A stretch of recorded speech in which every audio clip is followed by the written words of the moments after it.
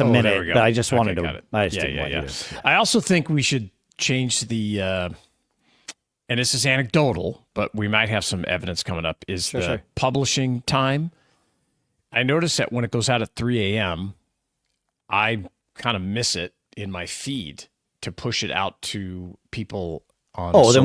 Then we should just queue up the schedule a post in the feed to go live whenever we think that's the right time. Because I know for people's podcast clients, doesn't matter. Yes, no, it matters a lot. And the earlier the better. Commute. Okay. Yes. So yeah, let's do that where we do the post at a later time, like 9 a.m. You know what I mean? Because it doesn't matter, right? Yeah, you'll have to do that. Like the WordPress controls the podcast. Yes. And what controls the X post? The one, I mean, there's an X post that goes out when the show goes live, but we can schedule posts on X for whenever we want. So we just should schedule those for when those times are the right one. Okay. That's what I do for Mac Geek Gab, because I know Instagram is better not in the middle of the morning. So I schedule, and Instagram, you can't schedule in advance on anything other than the Instagram app on your phone. You can't even do it in the web browser. So for like Gig Gab and Mac Geek Gab, I just like go through and you have to go do it. Yeah, it's ridiculous. It's stupid. Yep. Yeah, but then you can put the image in the right way. Like it does let me be more specific with what I do, and I just make it part of my publishing process with those shows where I actually have to put it. I make the image on my computer, then I have to put it in my photos library, because that's the only way to get an image into Instagram on your phone. You can't pull it from like the Files app. It's so freaking stupid. So strange. I know. It's nuts. You can't, like an X, you can't schedule unless you're on the desktop or the web browser either. You have to. No, you can't schedule from the app. No. Amazing. Oh, so it's the opposit. Okay. Yeah. That's and beautiful. if you go over if it's a long form, you can't schedule it. No. You have to use a third-party app, which I use with stupid. Okay, yeah, there you go. Yeah, so schedule that for whatever time is right, by all means, and feel free to turn off the one in WordPress or leave them both out there. I'll leave them both out, because I will. Okay. I'll just have to set up some kind of automation. I'll figure it out. Yeah, that's good. Hey, if you're just joining us, we're getting ready to everybody. Record. You have a treat today, because we're recording a couple weeks, because I'm headed to some vacation, great spot that I'm sure I'll be talking about. But and then we have a guest coming on, Michael Greenberg. Is going to talk about automation with his company Third Brain. That's going to happen in about less than a half hour. Yeah, we got to get rolling. So can you give me the rundown? Actually, yes. I don't need. Can I put it in Slack? Sure. See it in Slack? That's even better. Yeah. Better. No problem. Okay, so we're going to dump this in Slack right now. I'm just putting it in your direct message. Okay. Perfect. Got it. There it is. Thanks. That's brilliant. That's all I need. Okay. Perfect. And I'm ready to rock. If you're ready to rock, let's go. Yeah. Okay. Okay. Let's see. Yeah. What I should know what the second one is of this one. Okay. Got it. Let's see. This is why I'm glad we did this, because I had things reversed. Yes. Okay. Then here we go. This is 648. Yep. Okay. Here goes nothing. Business Brain, episode 648 for Wednesday, May 14th, Root Canal Appreciation Day, 2025. Hey, if you're a dentist doing root canals, man, you appreciate every one of them. Ka-ching. Greetings, folks, and welcome to Business Brain, the show where we take a few ideas, we crunch them, we dissect them, we use them to tune our business brains so that we can each keep on living those charmed lives and share our tips with each other. Our sponsors for this episode include a new one, nordlayer.com/brain, where you can use code BRAIN. It gets you an extra 10% off, and actually nordlayer.com/brain gets you 22% off. It's network security for modern businesses. Yep. And our friends at Shopify, shopify.com/businessbrain gets you the place where you can go sign up for your $1 per month trial period. So definitely, we'll talk more about those in depth in a little bit. For now, here in Durham, New Hampshire, I'm Dave Hamilton. And in Lafayette, California, I'm Shannon Jean. How are you, man? I'm good. It's, it's crazy. It's what we do. Yep. So ultra productivity. Right. Ultra productivity. Yeah. There's a tipping point that I tend to skate on the edge of. Sometimes Controlled on chaos. one edge, sometimes on the other. Yes, it's not always productive, but yep. Yeah. I find that I operate better when it's the closer I get to the edge. Yes. But then I often tip over. And That's go, the problem. Oh, everything just went to hell, and I have to kind of back off. And I'm getting ready to go out of town for a couple weeks too. That's when it gets haywire. Yep. Yeah. I had luckily I had somebody reschedule a podcast interview that I was doing, that they had me on. I'm like, oh, great. Okay, great. I just got an hour back. So that's yes. wonderful. Anytime somebody cancels an appointment with me, I mean, most times there are some appointments that I really want to take. Right. Yeah. But otherwise, like when somebody cancels even last minute and they're like, I'm sorry. It's like, you just gave me 30 minutes or an hour back. Yeah, that's free. That's found time. I'm like, good luck getting me back on your calendar, mind you. But yes. Yes. Yeah, exactly. Yeah. Exactly. Hey, I want to talk about education today though. I have things to say. Yes. I thought you might.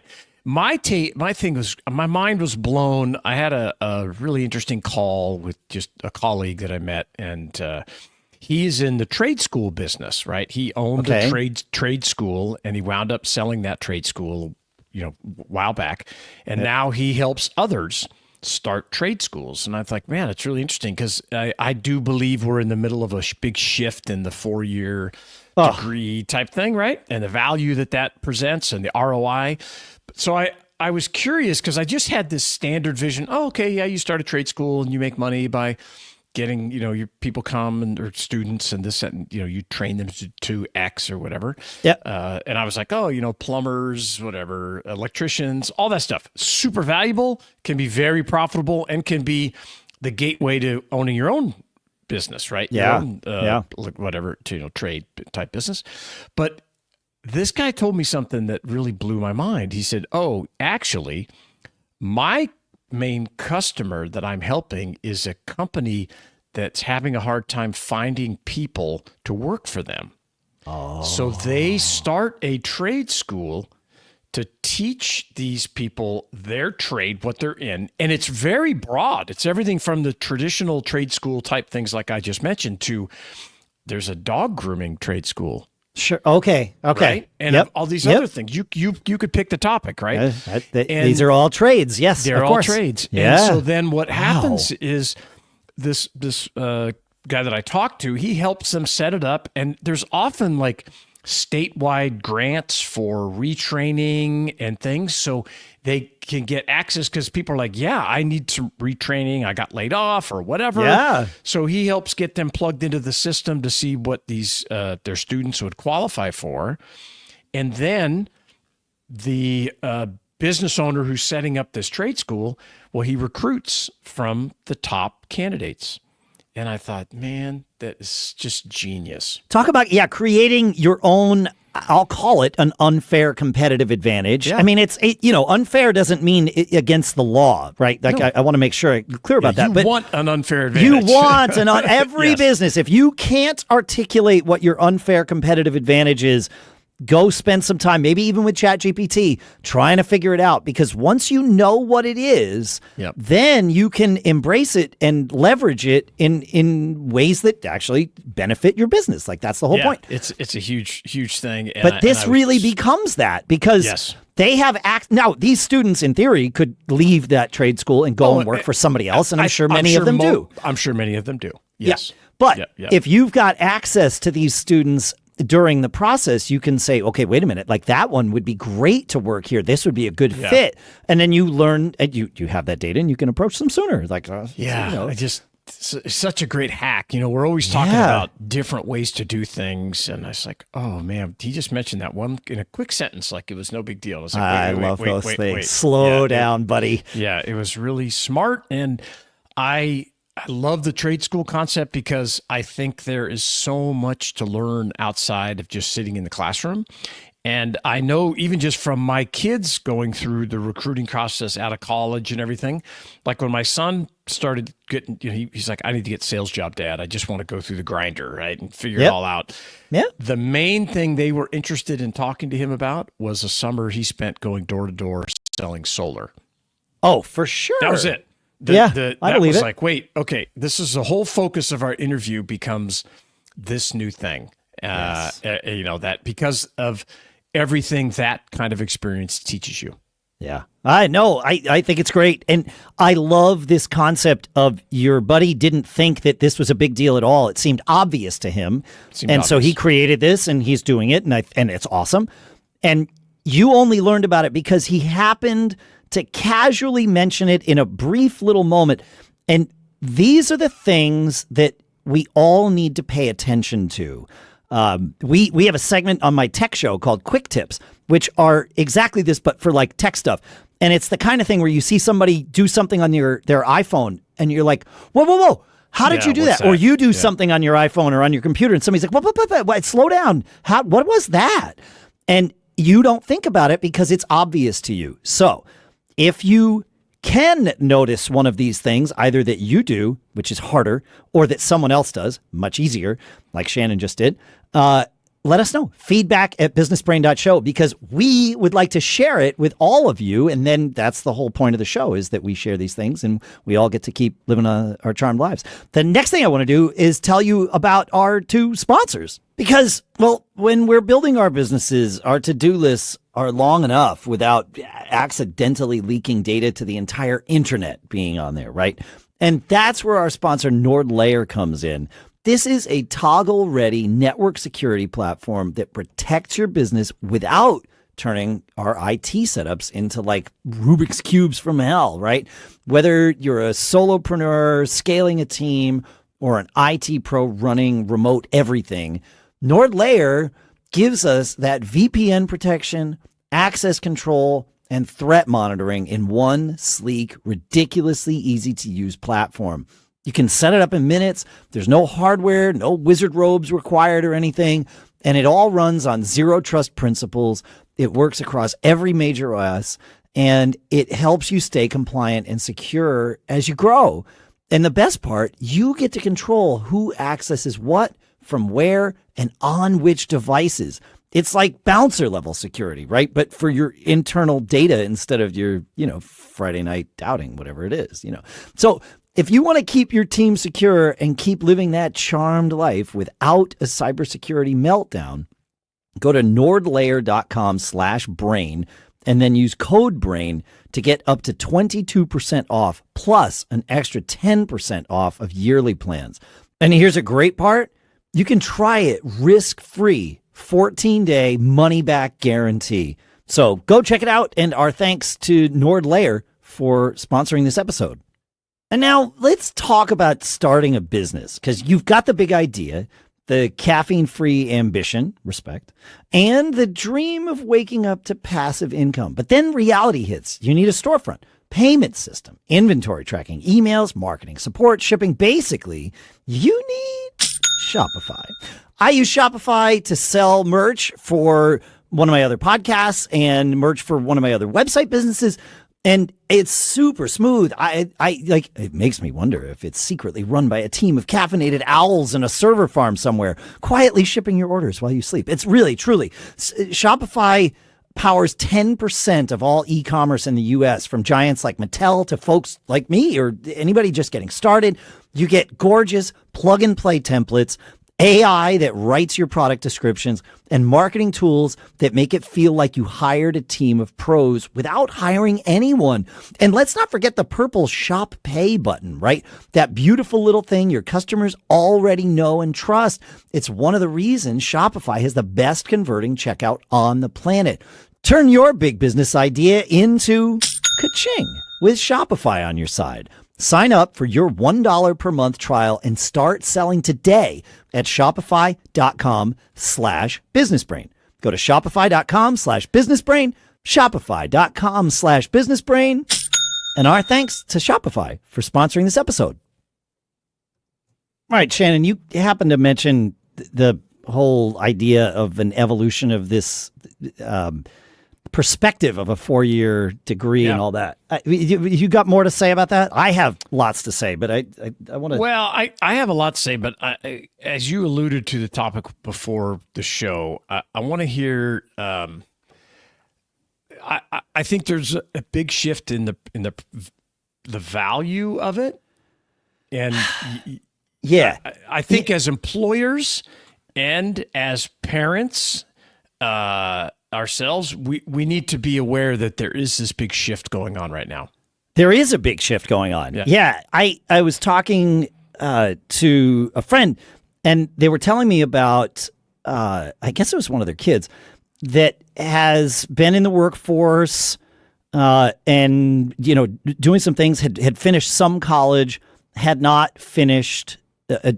completed a degree, and was having trouble kind of moving up in the workforce because of this degree. Now, because of this lack of a degree. And the frustration was, well, all the skills are there.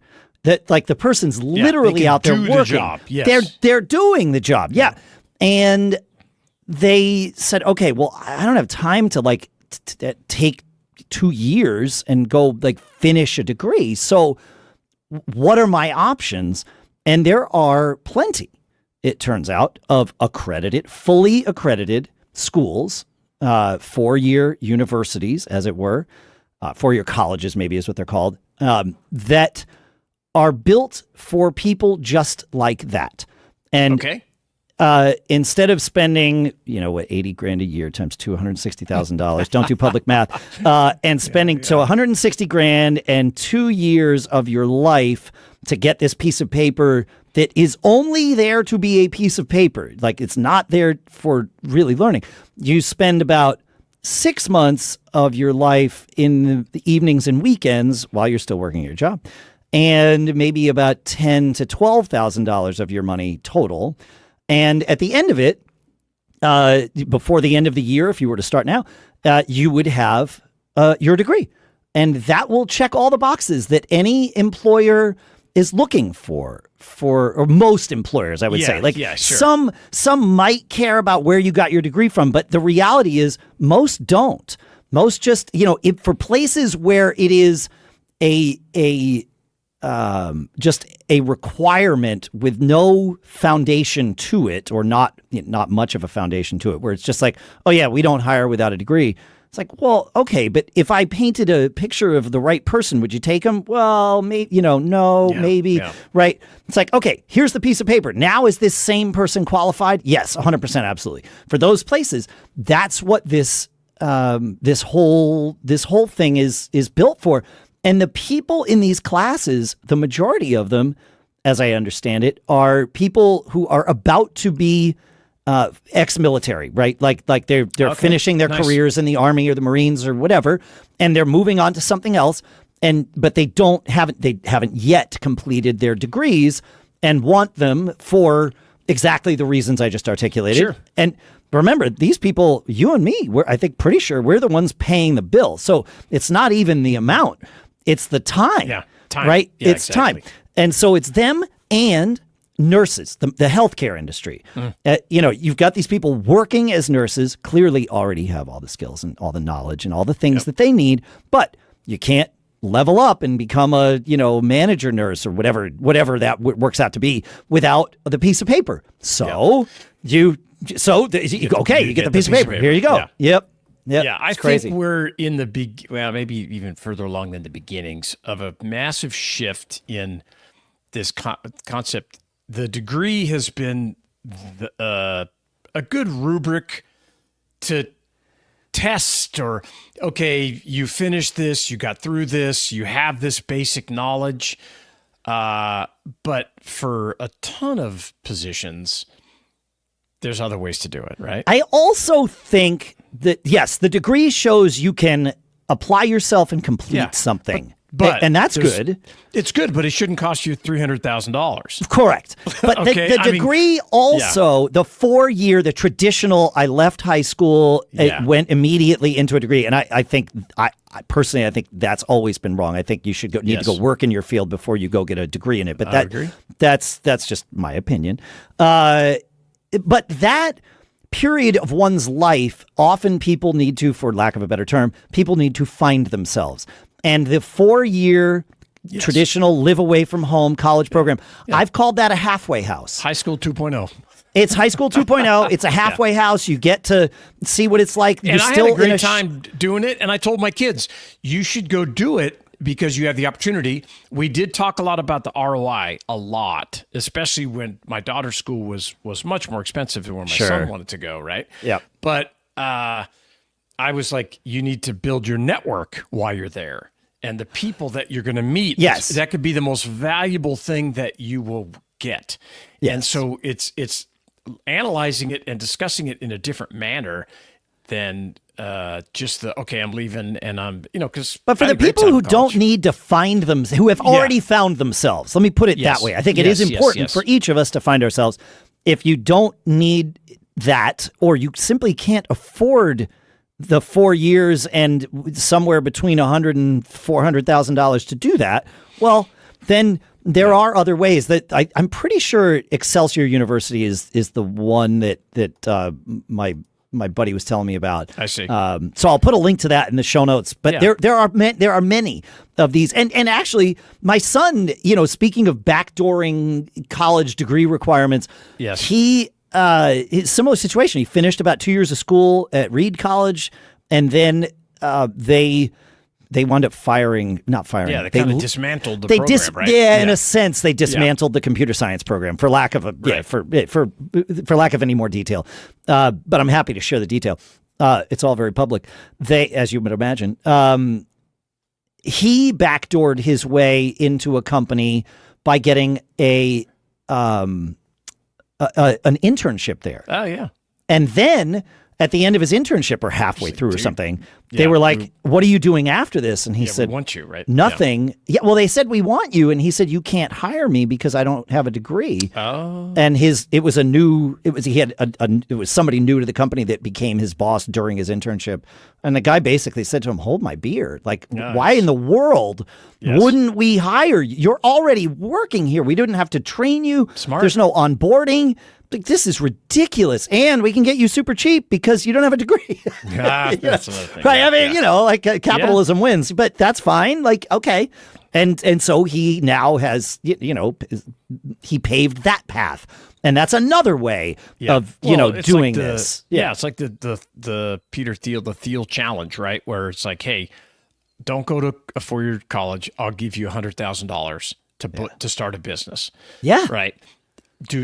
For every kid, no, but for some that are, for the right people. Yeah. There's no one size fits all with any of this, including the things that I'm telling you about in this episode. But if it is the right path for you to not do that 4-year time and money investment, there are options. Yeah. And I think that's an important thing. I never graduated college. I got about 2.5 years in and started businesses, and I found my own path. That's another way. That's right. Like, speaking of backdooring the college degree requirements, Yeah. I just created a business so that I don't have that policy here. Yes, that's good. I just saw I just saw an article of these high school juniors that are making $60,000, $70,000 a year because the trades are so desperate for workers that they're getting these kids and getting them to accelerate out of high school to go in and making that kind of money as a 17-year-old or something like that. It's pretty wild, right? Wow. I'll put a link to that article. Yeah. Welders, electricians, all this kind of stuff. And, I think we're in the midst of a significant shift in education in a good way. I hope so, Shannon. I think so. Yeah. I think we should talk about. Education industry is very eager to prevent that shift from happening. And there's a lot of money there. So I'm hopeful, but I'm not necessarily optimistic about this change happening to the degree I think it would be good for it. It's not going to come from within. It's not going to come from within. No. They will resist it because the not to bash, I love teachers are awesome and they should all make more money, right? But the unions that control the academic system are not, just my opinion, is that they don't work in the interest of your kids. They work in the interest of control, and they generate and money and politics. And so, I live in California. The teachers unions control the political landscape out here. Interesting. And our education system used to be amazing, but now the government system's like 47th or 46th or something like that. And it's too bloated with administration. Sure. So, there's a school district near me where only 14 cents out of every dollar goes towards teaching the kids. And it's a known fact. But again, no one's going to blow it up from within. No, they're not going to change it. No, they're not gonna but change it. Like the the things we're talking about, the Excelsior universities of the world, the trade schools, the AI, it's going to be very different. Yeah. Awesome. Yes. We're going to be talking about it more because there's just a lot of opportunities for entrepreneurs to get into this space, to build things that micro schools or new ways of educating our young people. They're going to need your help. Yeah. And all those birds chirping out your window, they're going to need somebody to help teach them how to chirp and tune. Oh, it sounded great. It only came through once, but I really liked it. It was like, the sounds of spring. Nice. I like it. Yeah. That's cool. Thanks for hanging out with us, everybody. Feedback at businessbrain.show. Let us know your thoughts on this and any ideas that you've found out about or that you've had on your own. We want to know it. Feedback at businessbrain.show. Check out our sponsors. And thanks. Keep living that charm life. We'll see you Friday. All right, we're up. Awesome.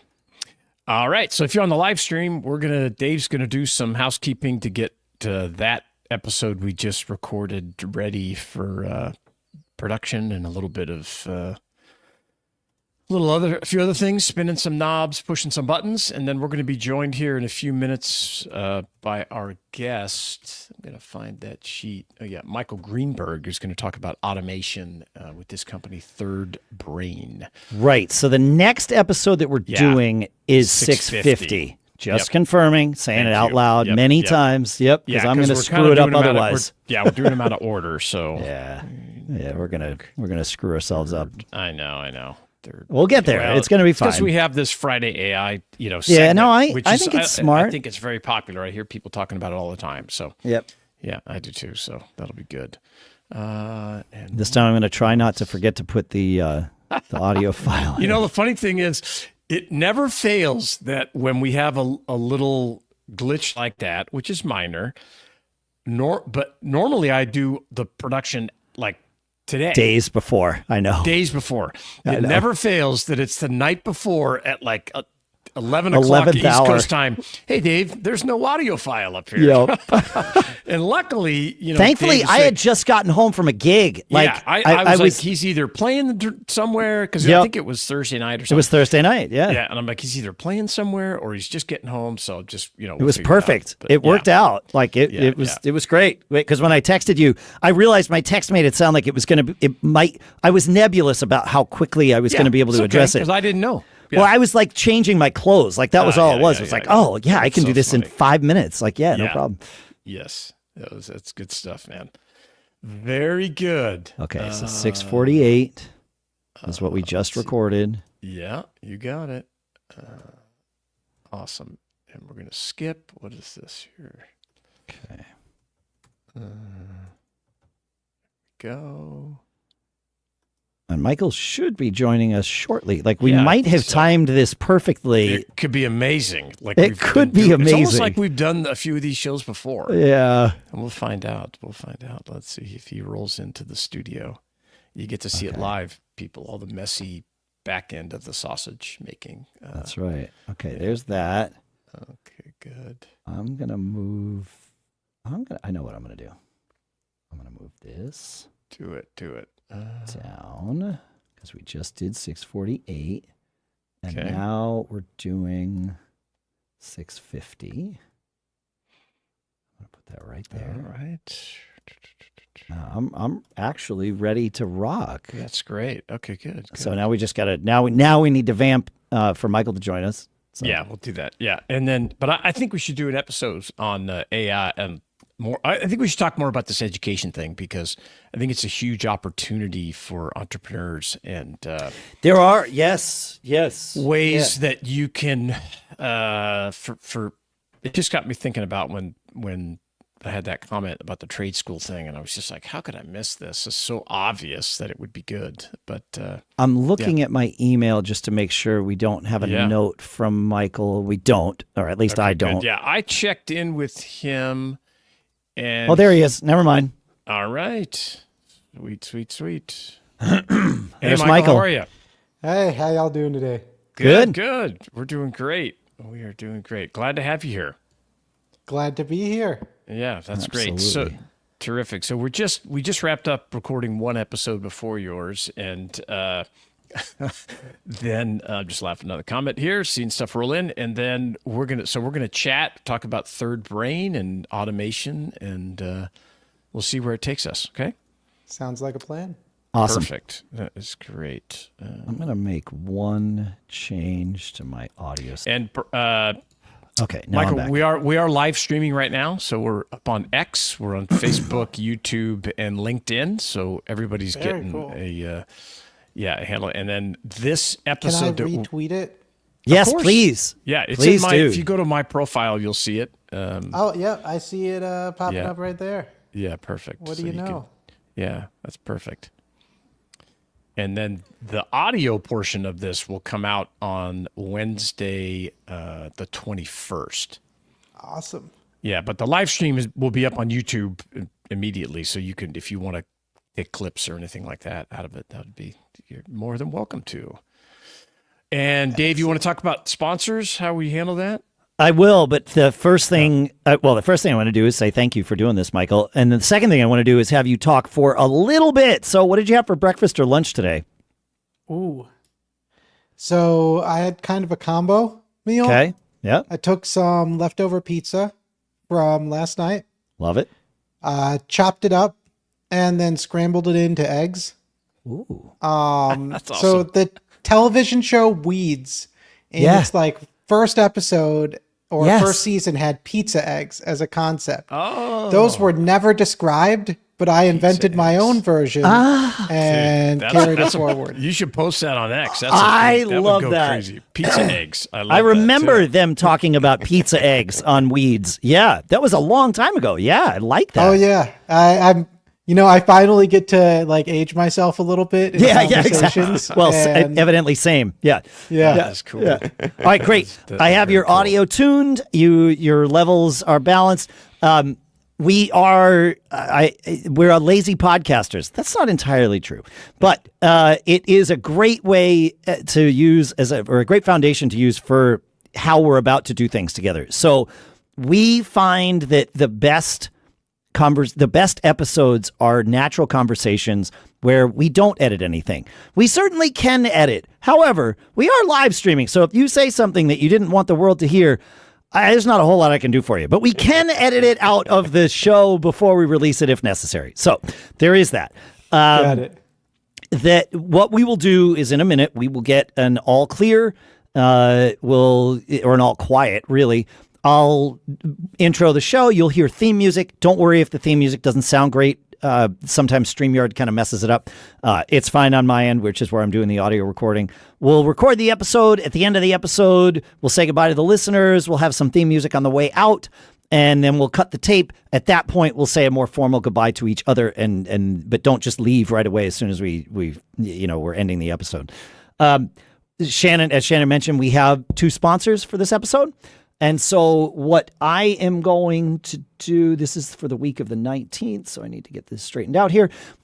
What I will do is at some point during the episode, I'll grab the reins and just say, hey, yeah, this is going great. The next thing I want to do is talk about our 2 sponsors. Because, all right, look, running our own businesses, right? And that will automatically mute your microphone for the length of time that the sponsor read happens.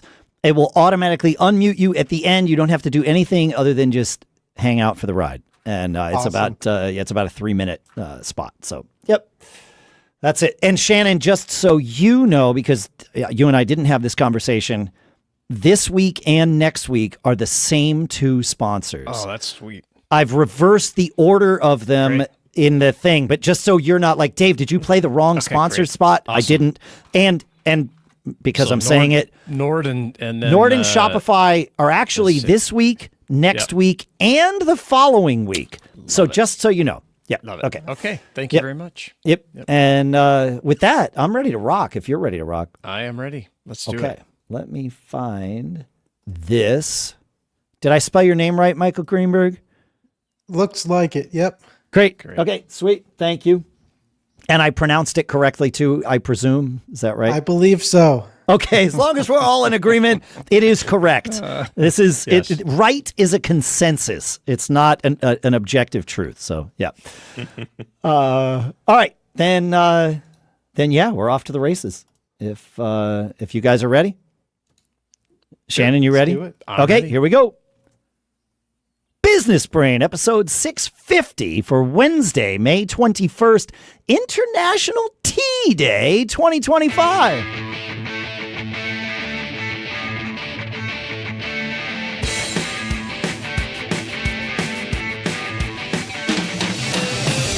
Greetings, folks, and welcome to Business Brain, the show where we take a few ideas, we crunch them, we dissect them, we use them to tune our business brains so that we can each individually and collectively do a little bit better at living those charmed lives each and every week. Our sponsors include Shopify.com/businessbrain, where you can go and sign up for a $1 per month trial period, and NordLayer.com/brain, where you get 22% off of this network security for modern businesses, and then code BRAIN gets you another 10%.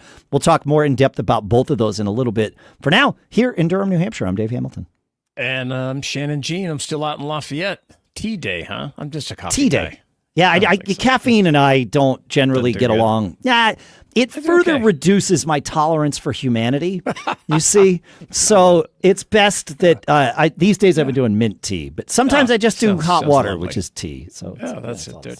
Hey, I am thrilled that we're joined by a guest today, Michael Greenberg from Third Brain. Excuse me, easy for me to say. Michael, thanks so much for coming on Business Brain and hanging out with us today. Yeah, thanks for having me. Yeah, that's great. Brian, are we connected via Tribe? I know we've had a call before, and then you're in Tribe as well, right? Yep. Yeah. For about 6 months now. Awesome. Yeah, it's great business group that I'm a facilitator up there. It works out good, and I'm excited to talk about automation and what you do. Tell us what you do at Third Brain and what that's all about. Yeah, absolutely. So Third Brain does what I like to call digital operations. And the reason I say that instead of AI and automation is because we start a couple steps earlier in the process. Most companies are not quite ready to actually implement like any sort of AI tool at scale or to integrate it deeply into their business, because they either don't have the process documentation, the operations put together properly, or they don't have the data layer for the digital to work.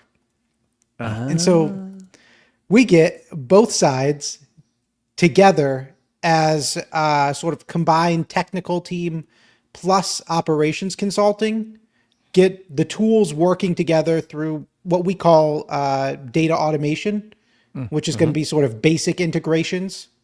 And then we start doing the more advanced workflow and business process and AI stuff once we've got that core layer in.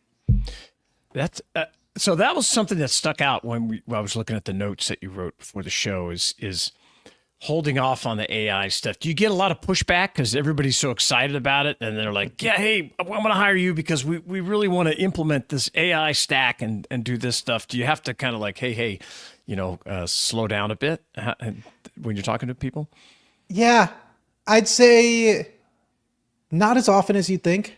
Oh, most good. people are coming to us with the idea that like, oh, either we went too fast and we ran into an issue already, or we are concerned, but we know we have to do this thing. And so we want to get ready first. We work with some like venture-backed startups where we are just like, hey, here's an AI guy and run. but the majority of our clients are, 30, 40, 50-year-old businesses. And so it's much more of a stage transformation.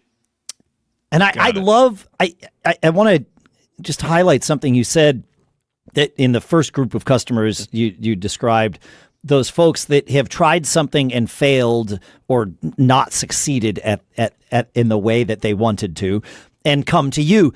Those are my favorite kinds of customers because they already have some knowledge, but they know that they don't have enough. And that makes life so much easier.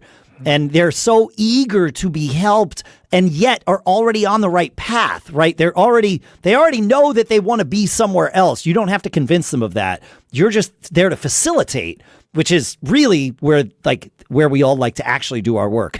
Yep. Yeah. Yeah. It's still too hard to convince people that hey, you should be doing this stuff. Yeah. So we're not leading the horse to water.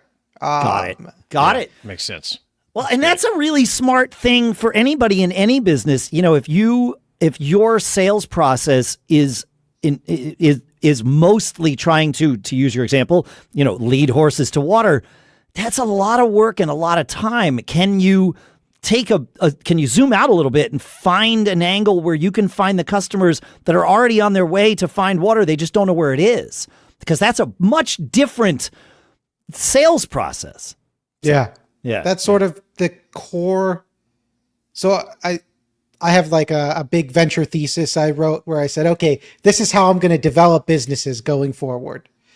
And the core of it is that I only want to build businesses that essentially fit a budget line item already that exists. So I want to productize a service or some sort of AI tool and put it into something that people are already looking for. Because I've tried doing the new thing and that's too much work. Yeah. What a great... Go ahead, tough Shannon. To convince them they need something if you have to explain what it is in the first place. Yep. Right? I've spent so much of my career one extra step ahead of the curve. And it's good to be ahead of the curve, but not so far ahead that you need, that you need to teach people what it is that you do wholesale, right? If they don't even understand the concept, that's tough. Yeah. And then what I've done is I've gotten out of businesses too soon, right? I realize, I'm leading horses to trying to teach horses what water is.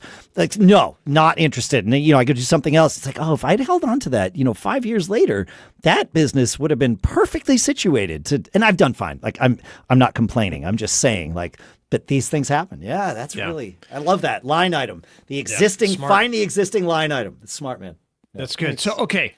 Let's talk about real world application with what your business does. You mentioned that you're in the process of a very difficult digital evolution with your real estate business, and I don't know if it's difficult because it's with your dad or it's just difficult because it's tough to do it on the real estate business, but maybe a little bit of both. So this is a business that has not changed in 30 something years. They still mail checks and paperwork is a significant expense because of all the stamps. Oh yeah, sure. And they say, we have a digital copy, and then they give you a printout because they don't know where it is in digital. So it is both way behind digitally, but also I'm dealing with, my dad's here. They've got the woman who runs the business is very good at what she does, but she has been understaffed as a business by about 3 or 4 people for now going on 5 years at minimum. And she's only worked for this business since she left secretarial school. My grandparents hired her out of secretary college. Oh, wow. And then she worked and continues to work at this business now 32 years later. I mean, it's good to have that longevity. Yeah, continuity's great. Continuity is awesome, but you need someone to drive that evolution of the business and bringing it into today's world. Yeah. I want to learn more about this. The next thing that I want to do is I want to tell you all about our sponsors today. Because, all right, look, running our own businesses, it's awesome, right? And it's also like juggling flaming batons while being chased by, I don't know, a pack of like caffeinated squirrels, right? We've all been there. When I launched my first business, it felt like I had to be the CEO, the CMO, CTO, and the janitor and everything else all at once. Well, that's where our sponsor, Shopify, steps in. Shopify is the built-in business partner you didn't know you needed. It powers millions of businesses worldwide, including the ones that I run for, like we used Shopify for the merch for one of my other shows and one of my other websites, in fact. And it makes setting up a beautiful store online ridiculously easy. No coding, no chaos. They give you pro-grade tools to manage your store, to run your marketing, to process your payments, to handle your shipping, all like a boss, right? And they've got AI tools. They are all in on AI. They write product descriptions, improve my images, and even help launch campaigns. Basically, Shopify shows up to work harder than half of the humans out there, right? It's great. If you're serious about building a brand and living that charmed entrepreneurial life, you're going to want Shopify in your corner. Turn your big business idea into ka-ching with Shopify on your side. Sign up for your $1 per month trial and start selling today at shopify.com/businessbrain. Go to shopify.com/businessbrain. Again, shopify.com/businessbrain. And our thanks to Shopify for sponsoring this episode. All right, now let's talk cybersecurity. Most of the time, it feels like either A, it's too complicated, or B, it's slowing down your team. That's why I love NordLayer, our sponsor. It gives you enterprise-grade security, but it's built for the pace we actually work at. Whether you're onboarding a new hire from their laptop in Lisbon, or you're trying to prevent phishing attacks before your first coffee-free sip of mint tea, yeah, that's my vibe these days, NordLayer lets you deploy secure access fast. It's VPN, threat detection, and device management all in one with zero hardware and actually easy setup. And it's also based on zero trust, so you can control who can access what, when, and from where, because your growing team doesn't need to keep unlimited keys to the vault, right? Entrepreneurs don't have time to mess with outdated firewalls or security spaghetti. NordLayer gives you clarity, control, and speed, the perfect combination for your charmed life in business. And here's a great part. You get up to 22% off plus an extra 10% with code BRAIN at nordlayer.com/brain. So nordlayer.com/brain gets you 22% off. Use code BRAIN for an extra 10% off. That's where fast, secure, and sane actually coexist. And our thanks to NordLayer for sponsoring this episode. All right, Michael, I'm going to ask you a question. Some of the notes that we got here before is you talked about using, getting some help from AI to write a book that you're working on. And the thing that stuck out to me is that, took a year of research and lots and lots of rewriting to get it ready. I know this is not a book publishing podcast, but we've done this process, and I'd just love to hear a couple of minutes of insight into how the AI, what it did good, and what it was lacking in. Yeah. So I think the biggest thing I found was that the AI is like, I'm terrible at the filler stuff, like the connective tissue in between core concepts. Ah, okay. It's great at that. So you give it the prompt, and then it'll help you fill out that content in between. Yeah. So I found like I need to put together like 70% of it, and then it can take it home. That's great. And then I have to go and polish it a couple of times to sort of remove the AI-ness afterwards. Yeah. But it can take my voice and it gets it pretty darn close. But I have to give it like every example that I'm going to use in order how you want to weave them. I have to give that to them. I have to give it like, oh, here are the case studies I want. This is how to put them together. This is the exercise to use. here is the framework we use. And so like it can apply that framework and reformat the case study into a framework. I see. But it needs both the framework and the example and the case study before it can do that. And it'll do that grunt work, but you're giving it the guidance on here's what I want, here's how to do it, right? Well, and you're not just giving it guidance, you're giving it the data too. Like you're giving it the information and the guidance and then letting it be your grunt. Yeah. Yeah. So like if you've ever worked with a writing assistant before, that is how I use it. No, that's cool. I like that. And that's like worked that really well concept. for me. No, that makes sense. Everything that, if I had to sort of distill the advice that I give about AI to people, it's garbage in, garbage out, right? So the more data you give it, times that the more data you give it, the better off the output's going to be for what you want. It's rarely going to read your mind. And if it does, it's probably going to hallucinate an answer that sounds great, but isn't necessarily correct. So, yeah. Yeah. Oh, that's great. And I would just add in to the garbage in, garbage out. Like, that's why getting your data right matters so much. If there's one thing I leave people with, it's if you get all of your data, one place where you can say, yes, this is right for this thing, and it's all organized the same, you're not going to run into issues with AI the same way everyone else will. That's good advice. I like it. Yeah, man. All right. So our our listeners are typically, SMB, small business owners, entrepreneurs.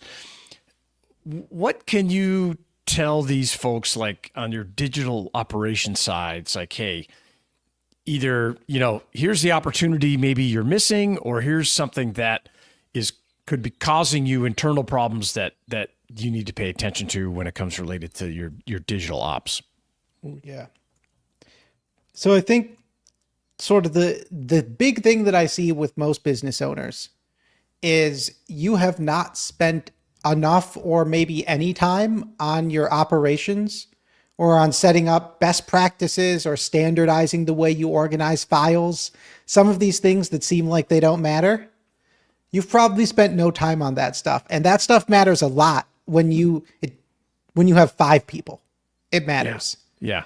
We used to do a lot of project management implementations. Mm-hmm. And if somebody was below a team of 3, we'd say, hey, we can't even help you. You don't need this yet. You just need better communication inside of your team. If you're at 5, 10 people, then you need project management software to start tracking all the tasks going on. And so the technology is probably not the thing holding you back. In most cases, technology solves no problems. If anything, it makes them more complex. Yeah. Most people are going to be better served by hey, we only have G Suite or we only have 365. And we just use all the heck out of all the tools that are inside of that thing. And you start by just standardizing as much as possible. Oh, we onboard clients, client onboarding template. We have complaints. Well, you probably get the same 20 or 30 complaints. What are the average responses? Put together an FAQ for sales. Decide on a naming convention for your digital files. All these things don't matter when you're a small business and you're just hustling to get that first few 100,000. But then going from $500,000 to $1 million, that's often a matter of making sure you can deliver on one thing repeatably, and making sure you have that really organized makes all the difference. That makes sense. Now, I also find, just from my own experience, I get distracted by the latest shiny SaaS app. And, so then all of a sudden I've got all these subscriptions and, I'm like, wait, how do I integrate this? And I mean, do you see that too when you're working with people? So that's one of the first things we take over for clients is hey, we're going to take over all your tool vetting and you're not going to buy any new software without us. Yeah, that's smart, man. And we have what we call, and with the book, we're going to put out industry specific sort of tactical guides, but we have what we call level 3 certified. Level 3 is a unified data layer in our framework. Okay. And so a level 3 certified piece of software is one that has open integrations for every data point. So that way it can sync for every use case that you would need. And like, I've made this mistake myself. I chose Fathom for one of my companies. It's a video recorder. Oh yeah. Fathom only has a Zapier export option, and it's only on a new recording. So there's no way to really export it. And when you have hundreds of recordings, it becomes difficult to search through. We had to make a little AI scraper to scrape all the transcripts automatically out of Fathom so we could have like a more useful database. Is that something that you've marketed for other people to use if they find themselves in a similar situation? You know, I've got about 30 tools that I probably should do that for that I have not, and that's one of them. As someone who has spent his career building tools for, myself and or my businesses and never thinking to productize the tools, I tell you, productize your tools. One of the first things I built was in, what had it been? Oh, December of 1999. We had a website called Mac Observer that we had started, and I built our own content management system from scratch because WordPress didn't exist. And I never thought to turn that into a business. Yeah. That might have been a good idea. I don't know. I'm just thinking. But we may not be here talking. We wouldn't be having. Well, I'd be on my private island, Shannon. Yeah, exactly. That's where I'd be. Yeah, exactly. Yeah. So yeah. So yeah, definitely makes sense. I have taken a little more productized approach this time. Okay, that's good. We've got a ghostwriter tool coming out. We've already launched a podcast booking service, and that has a tool interface that is coming out in a couple months. Fathom exporter, I think, is probably on the list. Great. And I anticipate we'll have quite a number more. That's cool. That's awesome. Well, it's I love hearing about this. This is such an important part of business, is digital operations, and I do think that you can do a lot when you're small, but as you start to scale, if you're not organized and you don't have the SOPs, the FAQs, to use all these acronyms, and this centralized repository, and the thing that really stuck out as we were talking today is when you said, hey, just decide on a standard and stick with it. It'll make your life a lot easier. Even though I'm such a non-standards kind of person, and I've got, I'm going to use Notion for this, and I've got this in G Suite, and I've got, I want a Loom for this, and I use Calendly, and da-da-da-da-da. And then all of a sudden I'm paying $500 a month in subscription services. So I think that's a huge opportunity to kind of narrow those things down for people, for sure. Simplify first. Yeah. I like it. Thanks. Yeah, man. Thank you. Yeah, thanks for coming on and talking about your business. What's the best way for people to learn more and get in touch with you? Go to thirdbrain.co or follow me at Gent of Tech on social media. Perfect. All right. We'll put all the links in at businessbrain.show for this episode as well. The audio for this one's coming out on the 21st.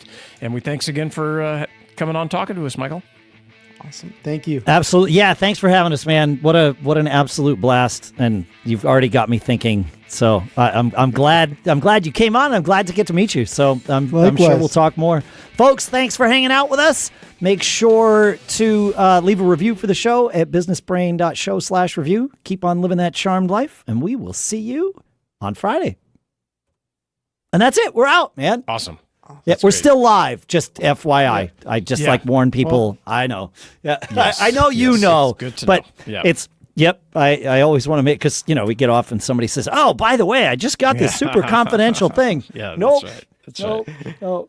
Yeah. Well, thanks again, Michael, and I will send you links to the show as when we get a little closer, so you'll have that. You can promote it out on your group, and feel free to grab any video that you want.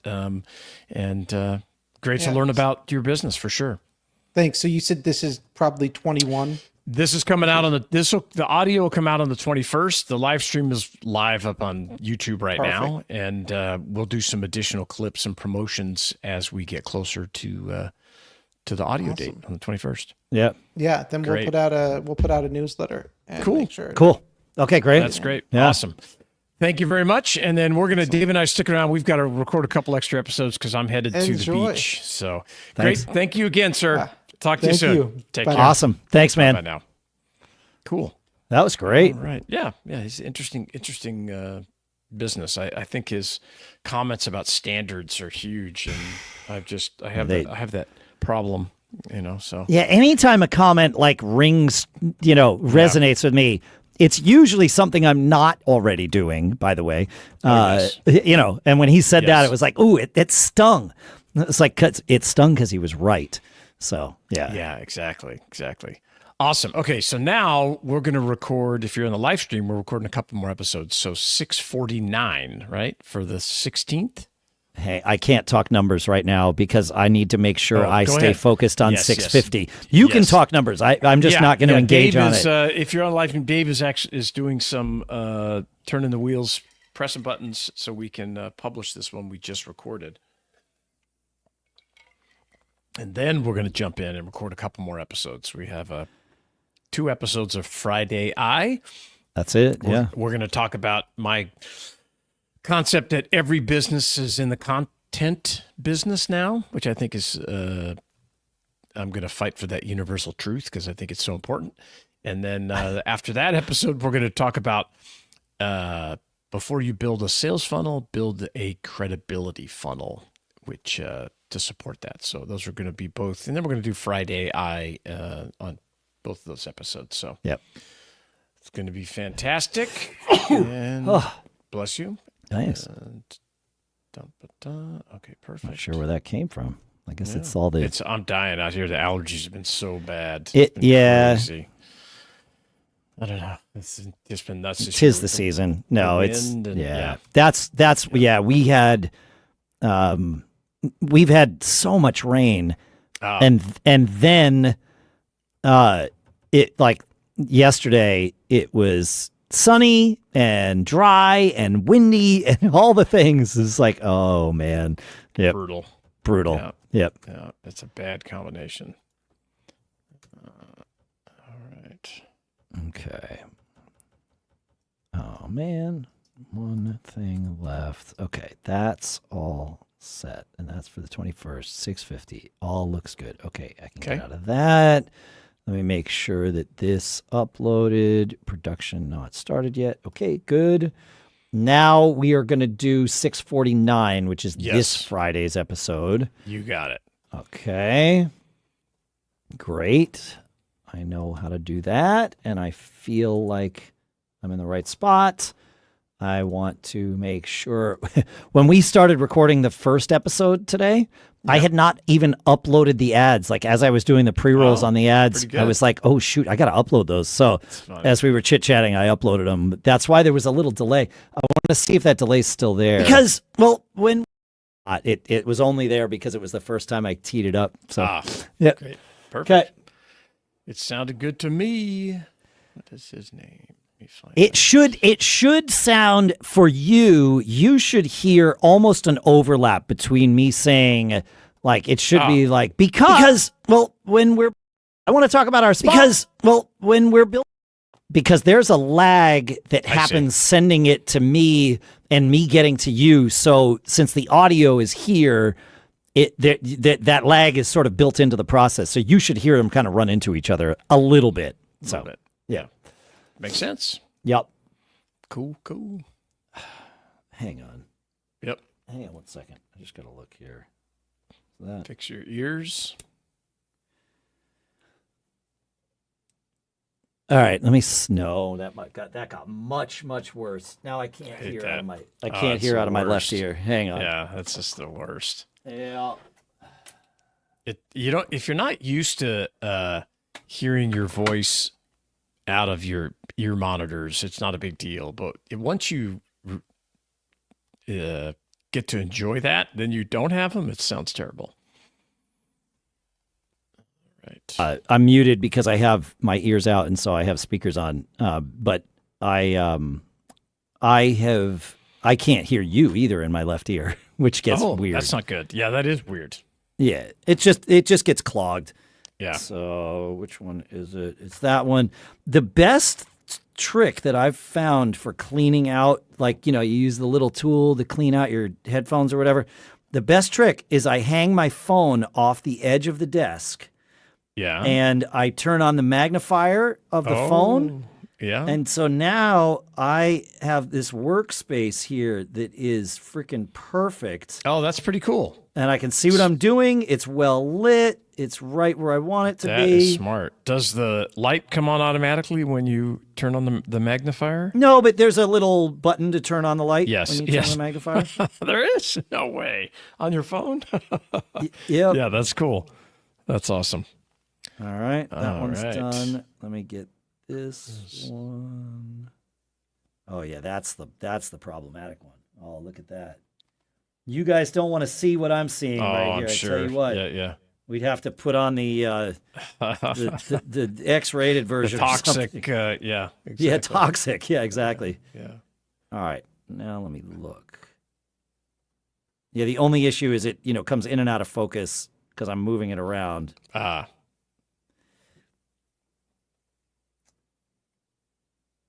I think I have it. Cool. All right. I guess I should check this one because the last thing I need to do is get started. Take it off again. Yeah, you have to do this mid-episode, like while the ads are playing along. Yes. All right. So that I'm deleting, and that I'm deleting. It's about once a month I find myself in this scenario, and it's usually wrapping up an episode, and it's like, uh-oh, I just lost an ear. Like, okay. I don't think that's going to work. Okay. Oh, much better. Oh yeah. Oh wow. Oh dude, it's like I didn't realize how bad it had gotten. Like now it's almost too. I got too much high end. Oh yeah, that's fine. Yeah, it's fine. It's not. It's not a complaint. All right. Oh yeah. Look at that. Great. I'm sparkly now. Okay. Perfect. Yeah, I have a review to do. So this thing about every business is in the content business. I think what I'm going to do is save this review for next week's show. Okay, great. And instead, or not instead, but this week for 649, I'm going to read David's Treat Everyone Like a Customer. Because that was in response to the thing. And then from there, you can take it into, I have an evolution of that. Got it. That sounds right. Great. Does that sound good? Yeah, okay. Yeah. Great. Yep. Let me just make sure I have his email up, which I do. And you've got a Friday Eye today. So unless we need more, I will take the one that I have and use it for let's do that. Yeah, because my Friday Eye cuts into the content stuff too. I'm just going to talk about content AI tools. Yeah, I think that's perfect. Yeah. Okay, great. Then here goes. What episode is this? 649. Yeah. Right. Whew. Okay. 649. Okay, I know what I'm doing. I think. Oh, wrong place, Dave. There's a reason. I have systems that save me from myself. Yep. We don't rise to our goals. We fail to our systems. Yeah, I like that. I didn't make it up, but I like it too.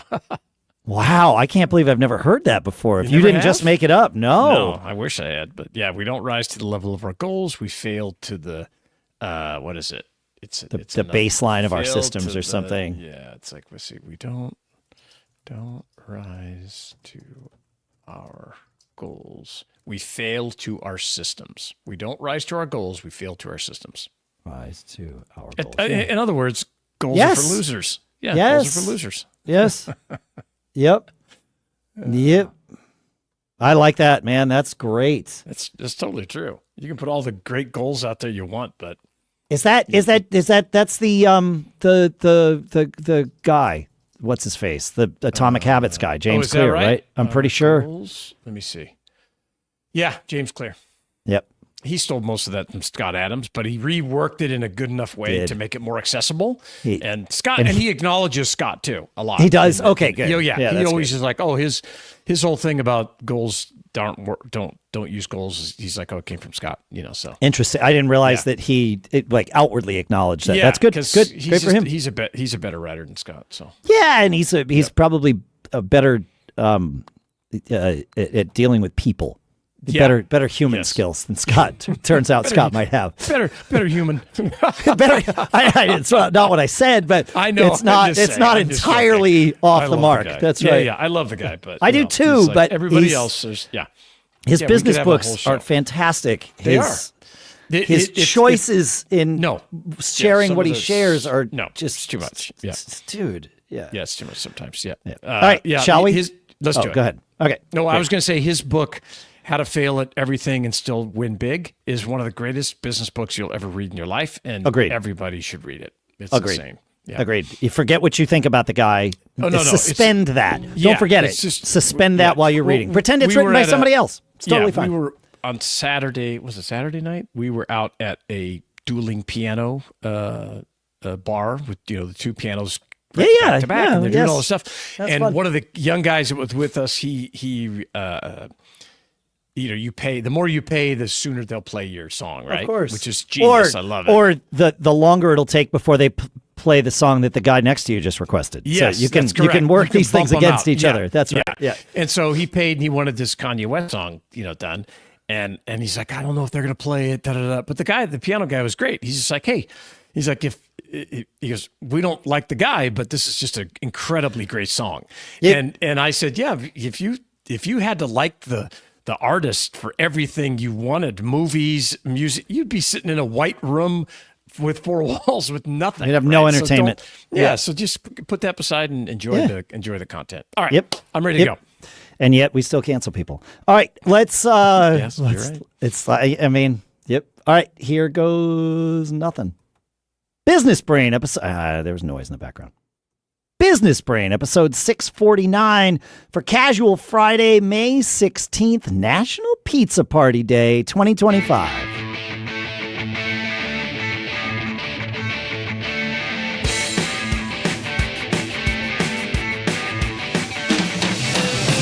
Greetings, folks, and welcome to Business Brain, the show where we take some ideas, we crunch them, we dissect them, we use them to tune our business brains individually and collectively so we can each keep on living those charmed lives. Speaking of charmed lives, our sponsors this week are nordlayer.com/brain. That gets you 22% off this network security for modern businesses, and then code BRAIN saves you another 10%. And Shopify.com/businessbrain, where you can sign up for your $1 per month trial period. We'll talk more about both of those because they're both going to help you lead those charmed lives. We'll talk about them in a little bit. For now, as usual, in Durham, New Hampshire, I'm Dave Hamilton. And in Northern California, I'm Shannon Jean.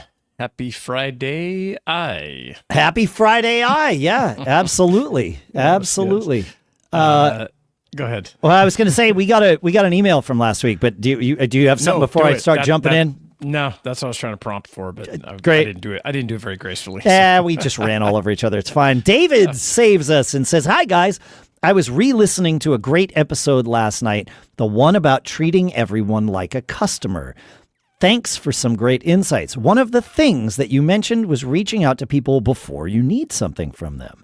You talked about sending an email to your lawyer or accountant or other suppliers. I might say go one step further on that and send them a handwritten note. That's something that they will remember even more. I personally have a stack of thank you cards that I try to regularly send to customers, suppliers, etc. Interestingly, a good friend of mine wrote a blog post on that very topic recently. We'll link to it. It's of course, it's a big deal. It's time consuming, but I like his idea that he keeps a stack of thank you cards that he sends regularly to his customers, suppliers. The idea would be, don't set yourself up for failure by saying, I have to do all of my customers in one sitting. Just pick 5. Do 5 in a sitting. Send 5 cards, 3 cards if it takes you, whatever the timing is. Send 1. that's success, right? Define success as I sent out one card this week. Great. Well, if you do that 52 times, a year, well, you've sent out 52 cards. Yeah, that's I totally 52 agree. more than I sent out last year. Yep. Yeah, absolutely. Yeah. It is a great idea. And it's content, right? We're all creating content. And you have this concept that I want to expand on where you say every business is in the customer service business, right? Yes. And I think I still stand by that, by the way. And I agree with it. I agree. Okay. And right. I would also like to add to that is that every business is now in the content business. Totally. Right. I'm not going to argue that at all. Nope. Yeah. I know I can make the episode more interesting. What the heck, yeah. All right. You're totally wrong. Yeah. Okay, good. Here Shannon, we go. you ignorant. Like, wait, what? Yeah. So, the thing that I see more and more is that, like, when I work with my clients and we wind up talking about content all the time as it relates to them. And so, of course, the obvious, it attracts clients, right?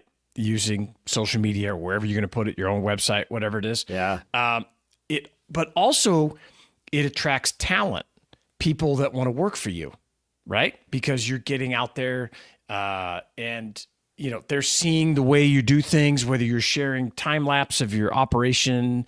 It could be anything. There's a great example of a guy on X right now he left the corporate world and is building a stump grinding business. Okay. And he got some good advice. He said, hey, before you grind a stump, put your camera out, your phone or whatever, and put it on time lapse, and be sure you save every single video. And now I see, he's growing at leaps and bounds up on X, up on Instagram, because people love to watch those videos, right? And it brings in a whole nother level when people are on Facebook and they stop and it's like, who's this guy? Oh, I've got 5 stumps and I've got, and he tells a story about like attracting a homeowners association that way. And they had some massive project because they had like 50 plus stumps out there that he's got somebody work for him now, went out, and grinding. Yeah. And I find myself watching the videos too. Oh, this is so cool. Yeah, see, this is, I agree. I that every business is in the content business. Now, there's some decisions to be made.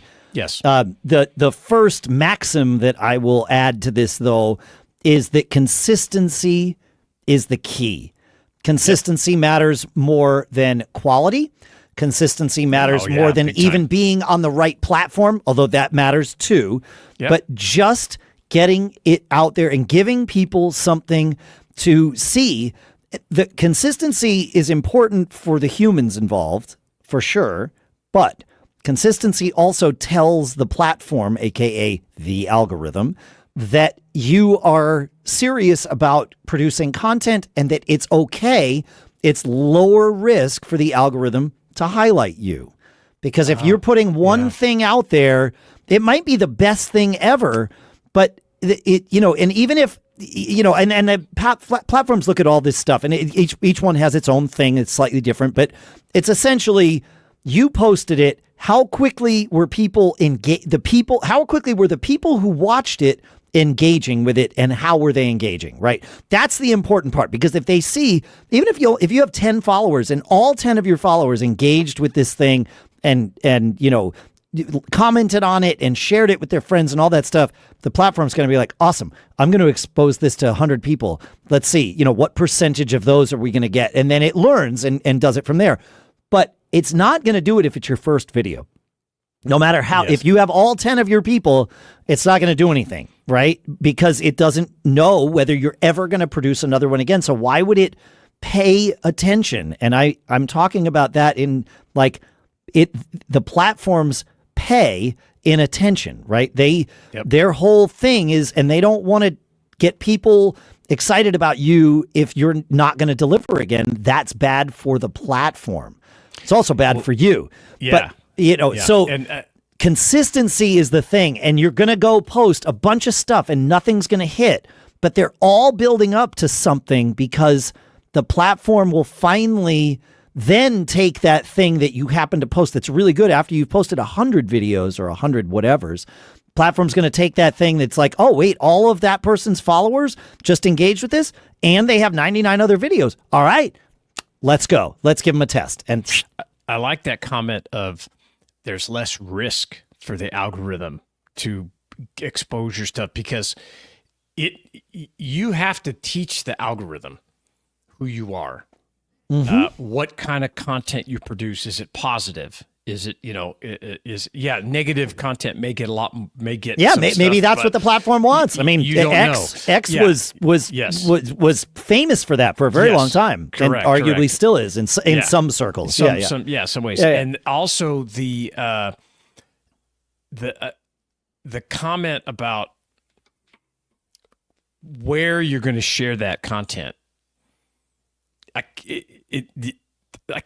You can't stress it enough. Is you got to know where your customer is. Well, and they're not the same across all platforms. I would say you need to pick one platform initially, and it depends on what you're trying to do.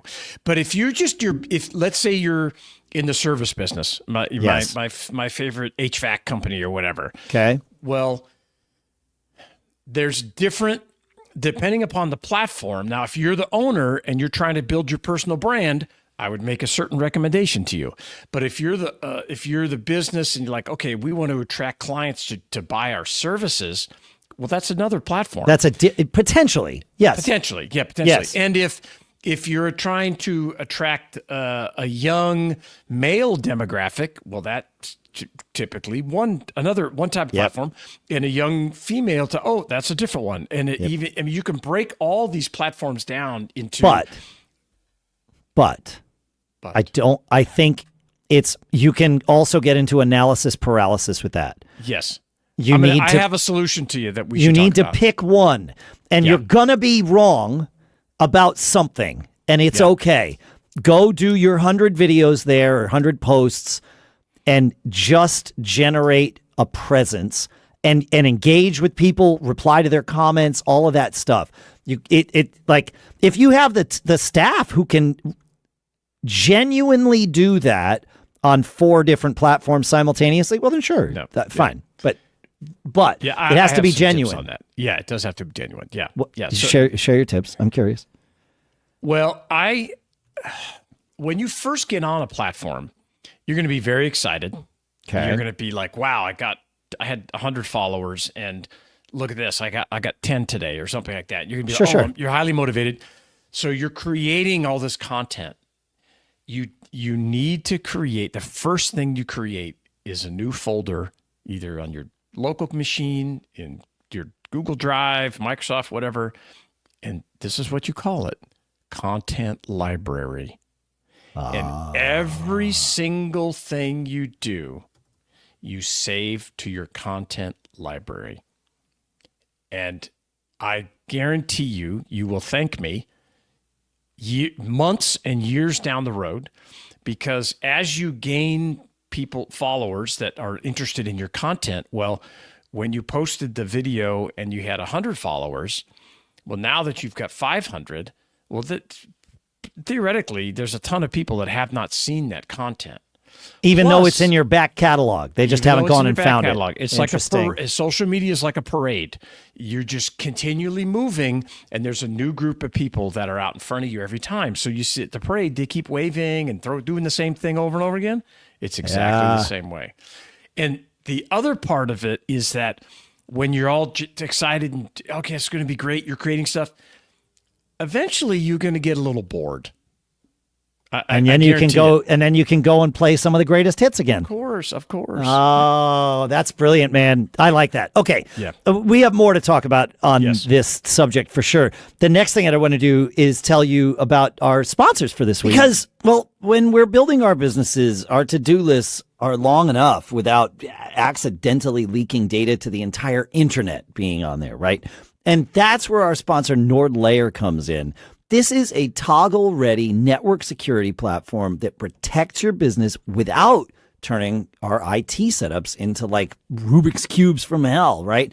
Whether you're a solopreneur scaling a team or an IT pro running remote everything, NordLayer gives us that VPN protection, access control, and threat monitoring in one sleek, ridiculously easy to use platform. You can set it up in minutes. There's no hardware, no wizard robes required or anything. And it all runs on zero trust principles. It works across every major OS, and it helps you stay compliant and secure as you grow. And the best part, you get to control who accesses what, from where, and on which devices.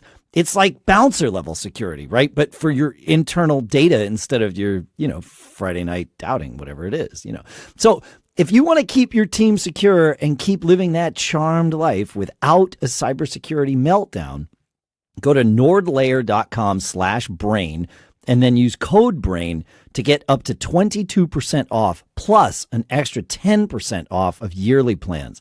And here's a great part. You can try it risk-free, 14-day money-back guarantee. So go check it out, and our thanks to NordLayer for sponsoring this episode. And now let's talk about starting a business, because you've got the big idea, the caffeine-free ambition, respect, and the dream of waking up to passive income. But then reality hits. You need a storefront, payment system, inventory tracking, emails, marketing, support, shipping. Basically, you need Shopify. I use Shopify to sell merch for one of my other podcasts and merch for one of my other website businesses.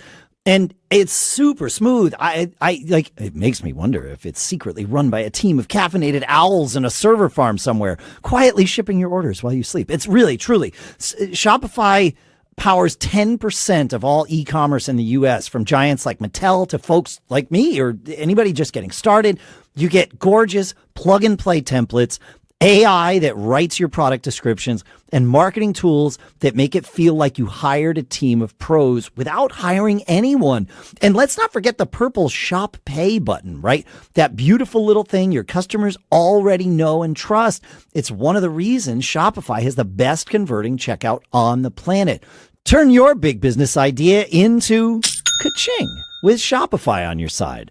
Sign up for your $1 per month trial and start selling today at shopify.com/businessbrain. Go to shopify.com/businessbrain, shopify.com/businessbrain. And our thanks to Shopify for sponsoring this episode. It's time for Friday AI, Shannon. Yes, sir. And I think I'd love to tie it into this content idea, because let's go. There's so many great applications, websites, what have you, that can help you with it. And one of my favorite ones, I've talked about it before, it's opus.pro, opus.pro. Okay. And it can create all kinds of content from any type of video that you have, any type of YouTube, or you record it. It's the sky's the limit. It's really easy to use. I use it all the time, and you can take, like I said, you just record a long video. It'll just pull things out for you. You can give it some guidance. Everyone should be using this thing that does any video content, and you should be doing video content on your website and your social media, wherever it goes. This app is terrific. Huh. All right. Yeah, I've heard of. I've heard of Opus Clip before. Amazing. Yeah. It's quite popular. People definitely it's used all over. It does all the cat captions for you. There's a bunch of AI stuff that it tied into it, and you'll use it all the time. The other one that I love is Loom. Everybody, I don't know how I'd live without Loom. Same. It is just such a game changer to have a. Not so much AI with Loom, though. Well, but super valuable. Super valuable, but it also, they do have, the key what you're doing here when we're talking about content is you're going to capture every little bit that you make. So if you have to do like an FAQ or, frequently asked questions or SOPs for your business, do them in Loom. It'll create the transcript, and the Loom AI pulls out sections of that transcript that you can use for other things. And so the concept I'm trying to get across is that, and I want to come back to your comment you made before the sponsor spot about mastering one platform first. Okay, but sure. So let me just back up a little bit. Loom, builds out everything. Creates a great library for you to use for all different stuff. Now, if you're trying to build your brand on a platform, I definitely agree that you should focus on one first and really master it. But as a business owner, if you're trying to attract people from all different different platforms, there's a ton of automation that you can do and push this stuff out automatically to those different platforms, just like we do, right?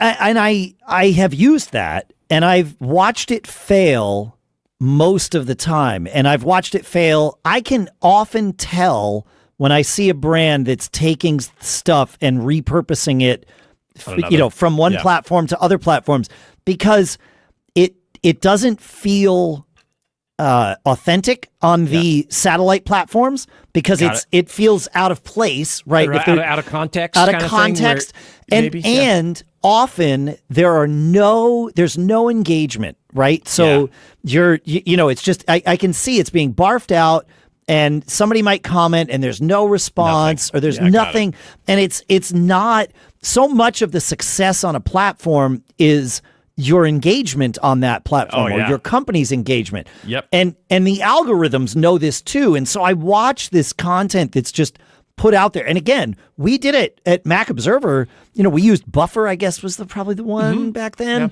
right? That, was allowing us to take one thing and just barf it out everywhere, which initially when social media started, that was 100% the right thing to do. Yeah. And then I watched it just fall off a cliff, and it was like, the places where we are actually like paying attention to the account and doing all that. Now, we could have done that everywhere and probably would have done great, but we didn't have the manpower or the focus to do that.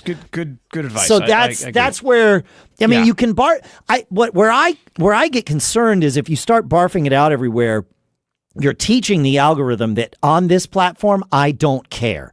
Yeah. And if you don't have the people to engage with your followers or whoever sees that, don't do it. Yes. Because if you just post and you don't follow up and you don't add context and you don't answer questions, you're going to have a bad time. It's just not good. Like you say, it's not going to work. And you're training the algorithm that you're not paying attention to its platform. And then when you do finally come in and do that, and I don't know this, but it would seem to me that you'd have more to prove for it to move the needle. Actually, I have seen that where it's like, now that you're doing the right thing. Well, still, like Reddit was a great example of doing it wrong and basically being blacklisted. Yeah, easily.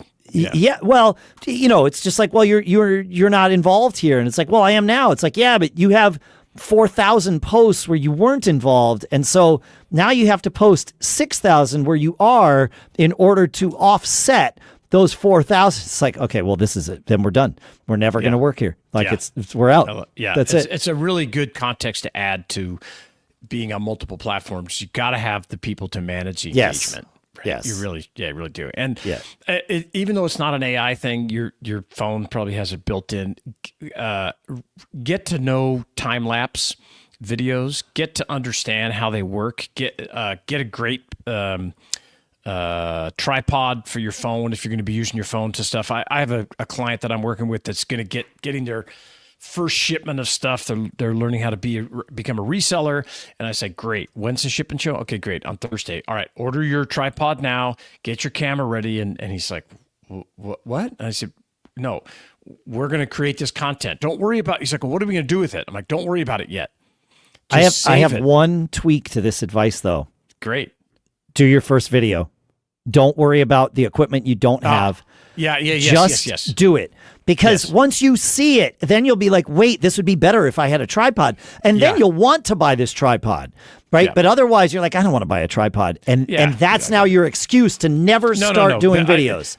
Everybody, I always say, beware the onces, right? Once I have this, I'll Once have that. I Once I have that. yes. Yeah. So in this case, we had time. I'm like, great, you got a week. Get yourself a cheap tripod so you can set it up because I want you in the video as you're unloading this truck. But you can always teeter it on a chair somewhere. Yeah, like it's not going to look good. Correct. But it's something. It doesn't matter. Doesn't matter. Even if you have a tripod, your first video is not going to look good. Sometimes the videos that don't look the best perform better because it shouldn't be authentic, super polished and super. It's just, it's you, right? You're there, but put it in your content folder. Just don't be worried about when you're going to send it out. You've got this, you can build your schedule and all that stuff later. And you want to just gather it up to have it because you can't go back and capture my first shipment. Right. You can't go back and capture that enthusiasm when you created your first long form post. Yep. Don't create the post on the platform. Create it in Word, or Google Docs or whatever you use so you have it. Because you'll go back and go, wow, like I said, I've got 1,000 followers now. Nobody's heard this. And you'll read it and go, wow, that was terrible. I should fix it. I should fix it. You can. You can and use it over and over again. So smart. But everybody's in the content business. It is super powerful on so many different levels. If you have tools that you use, feedback@businessbrain.show. We'd love to hear from you.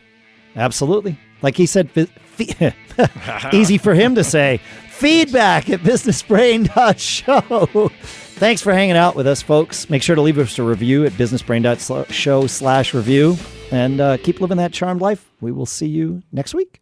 See ya. All right. All right. So that was 5:49. Yep. Only one to go. Yeah. If you're on the live stream, we're doing a marathon series today because I'm leaving, and so we're recording earlier.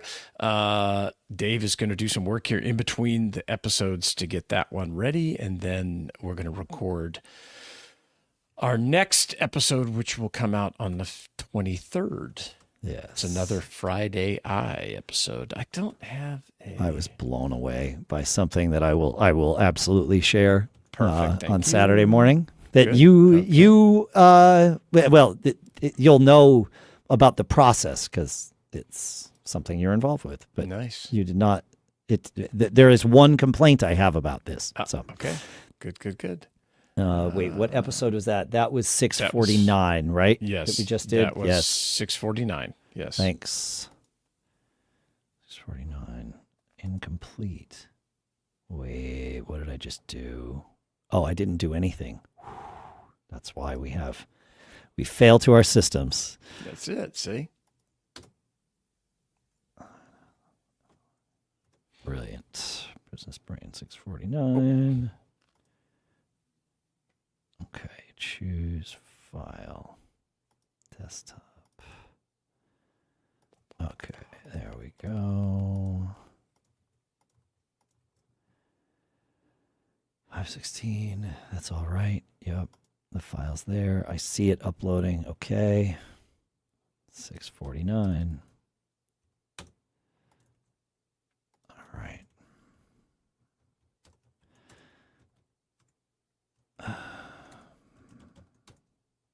Okay, I'm getting ready. We're going to talk about this. I want to talk about something I talked about before, but it's worth sharing again. Okay. And I used it in a different way, so. Oh, I don't want to do that. There we go. Rump.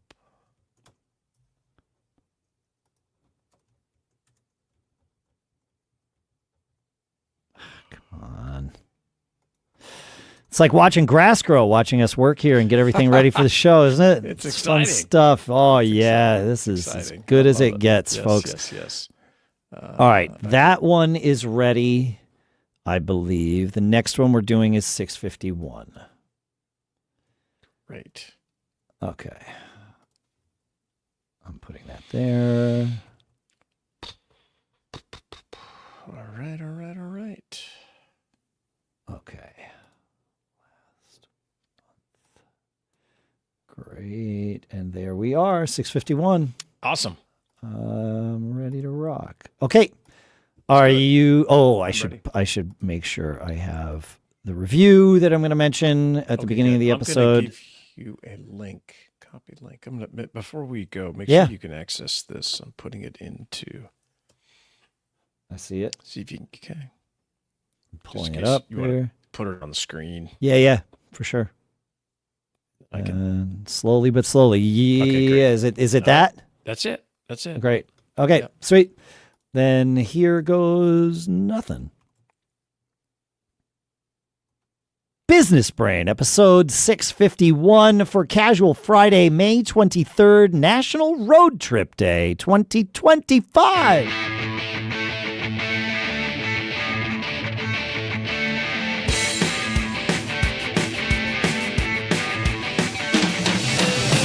Greetings, folks, and welcome to Business Brain, or welcome back to Business Brain if it's not your first time here. The show where we take some ideas, we crunch them, we dissect them, we use them to tune our business brains and keep on living those charmed lives. Our sponsors for this episode include Shopify.com/businessbrain, where you can sign up for a $1 per month trial period, and Nordlayer.com/brain, where you get 22% off of Nordlayer, which is a network security for modern businesses. It's a whole suite of things, and code BRAIN actually gets you an extra 10% off. We'll talk more about both of those in a little bit. For now, here in Durham, New Hampshire, I'm Dave Hamilton. And in Lafayette, California, I'm Shannon Jean. Here we are. Casual Friday. We got a review, Shannon. Nice. Von Compton from the United States sent in a review at businessbrain.show/review, and 5 stars. I like it. These dudes are obviously smart and super willing to share all their ideas about business and all kinds of other stuff. Thank you for that, Von Compton. I appreciate it. And make sure we know who you are so that we can add you to our giveaway that we are doing this year for a MacBook. So leave a review. We'll read it on the show. We're reading 100% of the reviews that come in on the show. So you'll definitely be read on the show if you leave a review, and then you're in the drawing. Like they say in the movies, the odds are ever in your favor because this is it'll be a small batch of people that will leave us reviews, and we're going to choose that new MacBook from that. So businessbrain.show/reviews. It's true. Hey, so it's Friday. Yes. One of our most popular segments. Everybody's talking about it. I hear when anybody mentions the show, they're like, I love that Friday Eye. And it wouldn't surprise me if 6 months from now the show is Friday Eye. Let us know what you think about that. Feedback at businessbrain.show. Do you like the rest of the stuff, or is it Friday Eye? Yeah. So, And a topic that I've been working on or discussing with people lately is this concept of, everybody has this sales funnel idea, right? Oh, we got to get these people in the sales funnel and get them in and get them into there. And I think it's great.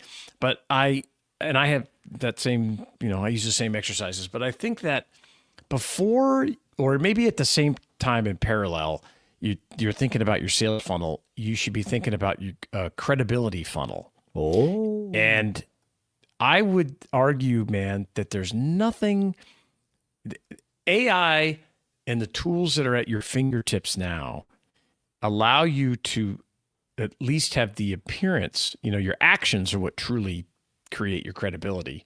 But the tools that you can use is, look at that. We did credibility a funnel. On that? There is a post on from 4 years ago, July of 2021, about the credibility funnel. I was like, I know we've done this before. Yes, I'm so glad you found that. Yeah, I'm going to go find that too and repurpose the content like we talked about. There you go. I'll link to it in the show. In fact, it's already linked in the show notes. Yeah, Perfect. It's from Business Brain 259 is when we talked about that. Yep. That is great. Yep. And so it's, there's just so many ways you can make yourself look better, more professional, things that I have spent my life hiring people to do for me or just trying to put it together myself. And now those people that I would normally hire, I can get to a higher level of things, other opportunities. And so if it's okay with you, Dave, I wanted to share this. I've talked about napkin.ai before. Yep. But I talked about it in the context of numbers and data. Okay. And I wanted to show an example of how to use it for just even simple concept like this credibility funnel. I called it I could even change this. That's not even really funnel. Well, I will ask you. Yes. We will share it on the video stream, of course. Perfect. But you need to describe it because it needs to work with people who have their eyes closed. I always forget. That's true. Because most of our audience is not going to watch this. Yeah. So yes. I'll put a PDF up in there or some snapshots of it up Great. in the post, so you can look at it as well at businessbrain.show. But what Napkin does is it takes data, words, whatever, and helps create visualizations of them, which is something I've tried to do my whole life, and I love it. And in this case, here's an example of this. I was talking about credibility funnels, and I call this re-commerce support system. The context doesn't matter. I just want to use your example. And what makes this system, or what makes up this system, is your story, why you're doing these things, your credibility, what your unfair advantages that we talked about, what tools and resources you use, how you present it, and how your customer service is. So in Napkin, you can go click into create these visualizations for anything, just a paragraph, a sentence. And when you click this little lightning bolt, the AI sits there and thinks about it and says, okay, what do you want it to look like? Do you want this circular thing? Oh, interesting. Do you want a triangle? Looks like it's not going to reload on your screen, but what okay. Shannon had created, or what Napkin had created with Shannon's ideas, was this. It looked like an interesting Venn diagram scenario where you have a circle in the middle of your business success, and then you have all of the things he just mentioned: your customer service, your unfair advantage, your credibility, all on the outside of this, contributing to that. But it's one of those things that we can talk about it here, and we did, and we have, and we will again. But it sometimes really helps to see it out in front of you. Oh, absolutely. And really, and then you can mess with it and rearrange it if you like, and all that stuff. So I like it. It's great. And it allowed me to, further down, there's just each of these things, it broke out like why you're doing it. Is it just the money, or what are your goals? All these kind of aspirations. That. And so it brought this, and I use these in my newsletter, and it just brought the visualization of each of these concepts that I wanted to share with my subscribers into a unique way. The tools, it breaks down to visual. It has like bolts and, hey, what do you need to succeed? And it labeled each thing. And it's very versatile, and it's not just for numbers. And the last time I talked about it, I was just using it to break out numbers and create charts and all this kind of stuff. But it's super useful. Napkin.ai. I just use the free version, which just has their brand on it. They do have some other premium services, but it just, anything you put together, if you're looking to have a visual representation of it, you can go here, and I think it adds to your credibility tremendously. I love that. That's great. Yeah, it's worth it. We will put this out as its own little video, and feel free to please, in fact, go check it out. It'll be on YouTube. So you can just see the examples of what Shannon built with napkin.ai, and you'll immediately understand how it can take these very heady ideas that you were talking about. It wasn't numbers, right? These are just not at all. Things and concepts, and relating them all together in a visual way to make it easier to cement that in our brain. So please go check that out. We have some Friday AI stuff to talk about that I am excited to do. The next thing that I want to do is tell you about our sponsor. Because, all right, look, running our own businesses, it's awesome, right? And it's also like juggling flaming batons while being chased by, a pack of like caffeinated squirrels, right? We've all been there. When I launched my first business, it felt like I had to be the CEO, the CMO, CTO, and the janitor and everything else all at once. Well, that's where our sponsor, Shopify, steps in. Shopify is the built-in business partner you didn't know you needed. It powers millions of businesses worldwide, including the ones that I run for, like we used Shopify for the merch for one of my other shows and one of my other websites, in fact. And it makes setting up a beautiful store online ridiculously easy. No coding, no chaos. They give you pro-grade tools to manage your store, to run your marketing, to process your payments, to handle your shipping all like a boss, right? And they've got AI tools. They are all in on AI. They write product descriptions, improve my images, and even help launch campaigns. Basically, Shopify shows up to work harder than half of the humans out there, right? It's great. If you're serious about building a brand and living that charmed entrepreneurial life, you're going to want Shopify in your corner. Turn your big business idea into ka-ching with Shopify on your side. Sign up for your $1 per month trial and start selling today at shopify.com/businessbrain. Go to shopify.com/businessbrain. Again, shopify.com/businessbrain. And our thanks to Shopify for sponsoring this episode. All right, now let's talk cybersecurity. Most of the time, it feels like either A, it's too complicated, or B, it's slowing down your team. That's why I love NordLayer, our sponsor. It gives you enterprise-grade security, but it's built for the pace we actually work at. Whether you're onboarding a new hire from their laptop in Lisbon, or you're trying to prevent phishing attacks before your first coffee-free sip of mint tea, yeah, that's my vibe these days, NordLayer lets you deploy secure access fast. It's VPN, threat detection, and device management all in one with zero hardware and actually easy setup. And it's also based on zero trust, so you can control who can access what, when, and from where, because your growing team doesn't need to keep unlimited keys to the vault, right? Entrepreneurs don't have time to mess with outdated firewalls or security spaghetti. NordLayer gives you clarity, control, and speed, the perfect combination for your charmed life in business. And here's a great part. You get up to 22% off plus an extra 10% with code BRAIN at nordlayer.com/brain. So nordlayer.com/brain gets you 22% off. Use code BRAIN for an extra 10% off. That's where fast, secure, and sane actually coexist. And our thanks to NordLayer for sponsoring this episode. All right, Shannon, it's time for Fried AI here. And I was blown away. So I like anytime we mention a product or service on this podcast or any of the other podcasts that I do, I like to make sure they are aware that we mention them.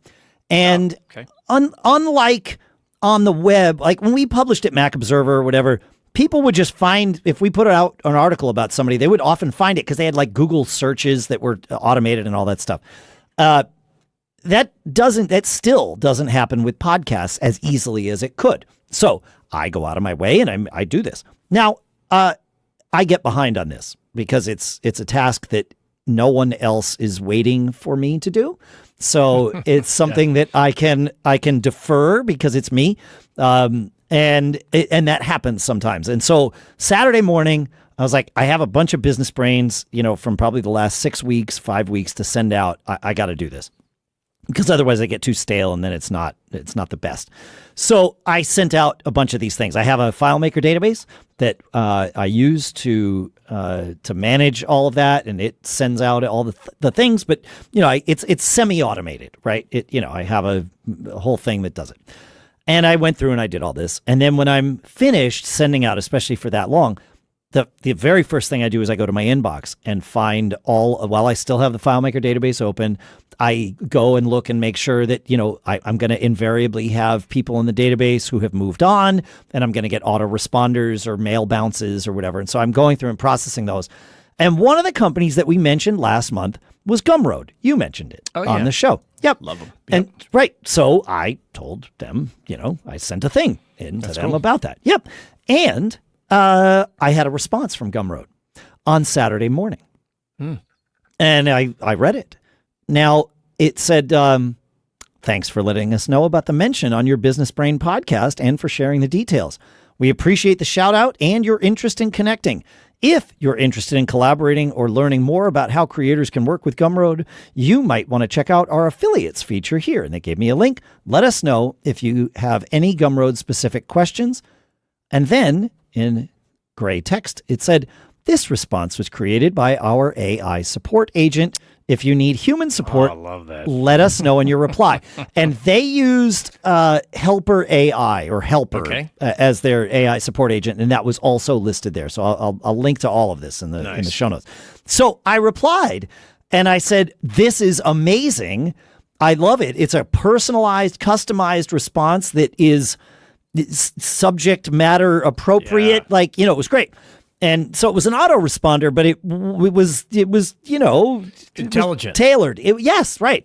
Yeah. And so I thought I wrote back and I said, "This is great. We're going to feature this in an upcoming episode of Business Brain because we have a Friday AI segment, and obviously." And I sent that off, and I got a reply. "That's awesome to hear, Dave. Thanks for sharing the love. I love it. We're excited to be a part of your Friday AI segment. If you ever want to dive deeper into Gumroad or have questions for your audience, just let me know. Enjoy recording." That's sweet. Yeah, man. And that also was marked as being created by their AI support agent. Yeah. Yeah. That's great.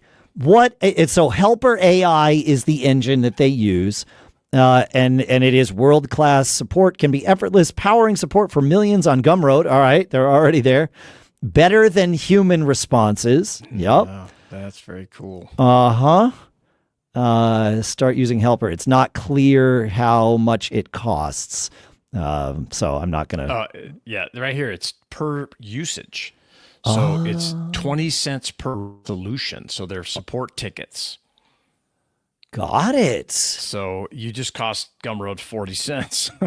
Well, was it considered resolved, though? Yeah, like, I replied to the same ticket. So it's a good question.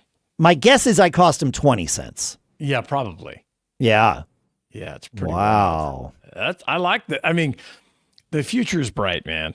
I mean, the level of service that small businesses, entrepreneurs, creators are going to be are offering now and will continue to offer is unbelievable.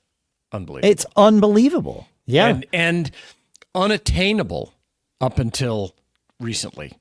The last year. Yeah, undoable. Unattainable. Yes. I mean, we had some... Impossible, perhaps. Impossible, yes. And being able to build quickly and add in support features to your products and your services, I mean, you just can't put too much, emphasis on how important it is. It's crucial, and I love it. And I feel so fortunate to be in the middle of it as we build out things and things that I've wanted to achieve forever. That I'm able to do with the click of a button now. Like, oh yeah, I can do that. Blink, and it's just phenomenal. Hey, speaking of AI successes, Shannon. Yes, I got my check from the IRS. Oh, that's awesome. Tell us a little bit more about that. Right. So I talked about this probably a month ago now on the show. By the time this episode comes out, but I had mailed the check to my bank, and evidently it was to the wrong address, even though it was listed on their website as the correct address. And it was a check from the IRS for $37,000. I explained it in the episode, but it was not a typical classic refund. Right. So I couldn't use their automated systems. ChatGPT helped guide me through calling the right department for the IRS. And I walked through it with someone, and this was all happening the week of April 14th. Wow. Right, when the IRS was completely overloaded. Yeah. And ChatGPT got me right through by telling me what to do, gave me a script, was coaching me the whole way. And 2 weeks, I know it's a month now by the time you're all hearing about this, but 2 weeks later, I received my replacement check. And it's all good to go. And I mailed it in differently this time, as you might imagine, Shannon. I've learned my lesson. Yes. The key, I think the takeaway for me is that you need to be thinking of these AI services as your assistants, and you're a coach in some ways, but more like an assistant. And if you don't have it on your phone, where you can then and if you haven't ever done the voice interaction with it, where you can have a discussion with it, you owe it to yourself to talk about just weird problems you may have or questions you may have. And Pick some topic. It doesn't have to be important. Well, I gave the example of solving this irrigation problem in my yard. Yeah. That it was so random, it would have taken me forever to figure it out. And I had it teach me how car dealerships' profit structure works. Yeah. It's just anything that you can imagine. And having the dialogue back and forth, it's just natural. And it saves all that data once again. So you're creating this massive content library for yourself. At least for yourself, perhaps for others too. Yeah. Well, be careful sharing data. It's one thing. It's easy for us as entrepreneurs, and if we're the business owner, to just make the executive decision that I'm okay sharing data about my business with this engine, that it's going to store it there. And there might, like, they have a fairly good privacy policy, but there's always a risk, right? So you are taking that risk eyes wide open. That's fine. Where we all need to be aware is when we are doing this or about to do this with someone else's data, a client's data, an employee's data. Yes. You got to make sure you're still honoring all the confidentiality that you're supposed to honor. But there's a good argument to be made that it's fine, good to go. Yeah. So it's cool. Super helpful. It's great. Awesome. I probably have shared more with it than would be wise. Yeah. But it helps me immensely. It's same. So, it's incredible. It's incredible. Yeah. Yep. We'd love to hear what you have going on in the AI space. Send us a new service or just a different way you're using one of the popular ones. Feedback at businessbrain.show. Let us know. Yep. Like he said, feedback at businessbrain.show, and keep living that charmed life, will you? We'll see you next week. Later.